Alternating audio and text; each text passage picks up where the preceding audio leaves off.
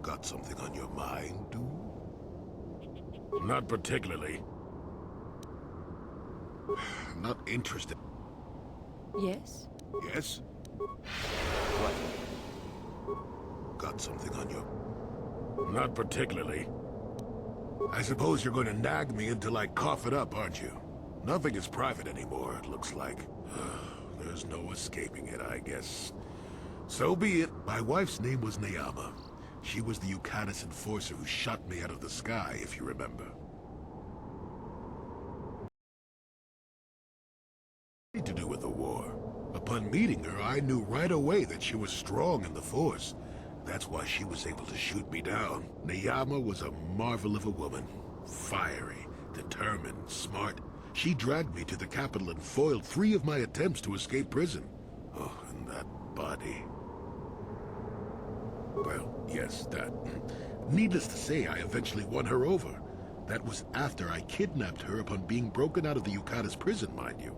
But, that's another story entirely. At any rate, I wanted to train her in the Jedi way. The Council refused my request, naturally. I was still a Padawan at the time. I was an experienced Padawan, surely, but not yet ready to be a full Jedi, and certainly not ready to train another, especially not one so old as my wife.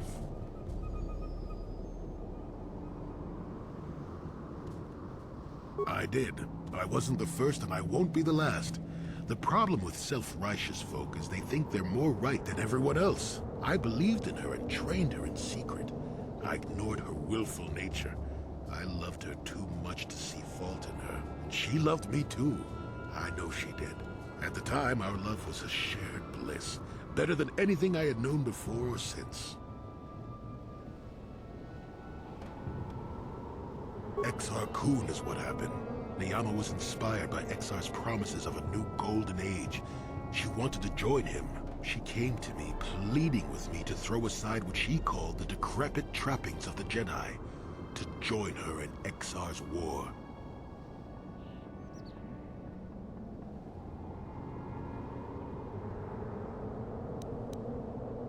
I pleaded with her to reconsider, to think about all that she was throwing away, to think about what she would become. She would have none of it. Finally, in frustration, she attacked me. She drew her lightsaber and attempted to strike me down. It was a scene being repeated everywhere throughout the galaxy. Pupil against master. In my case, it was a long and terrible battle, but I defeated her. No, I had her at my mercy, disarmed and defenseless. She looked up at me and she knew I couldn't do it.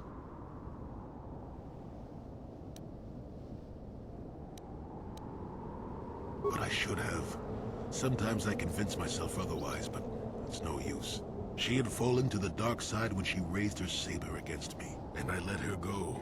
To my shame, she went on to kill many Jedi during the war, until she herself was slain in the final battle. I grieved for her death, inevitable as it was, even as the Jedi Council put me on trial for my actions once the war was over. I had trained Neyama against their wishes. I had failed to kill her when I had the chance, and she went on to kill others. Not to mention that I had remained a Padawan throughout the war.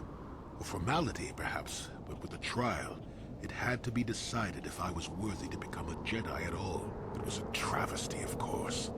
I told you that even the Jedi were capable of great injustices, didn't I?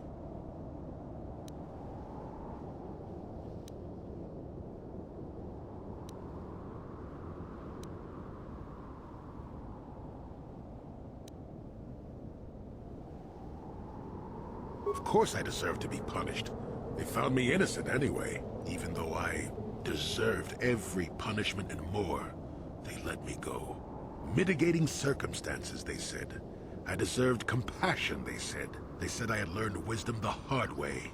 For all I had done during the war, they wished to raise me to full Jedi status at long last. That was when the Jedi left me.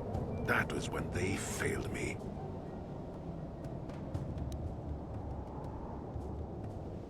For my pride? For my cowardice? Which do you think is the act more befitting the Jedi? They may have been able to forgive me. I could never forgive myself. Yes, I do, I suppose. Does that surprise you? It is all so long ago, lost in the winds, I suppose. Nobody cares what an old man believes anymore, do they? Let's continue on with the task at hand. I would prefer to think of the present today.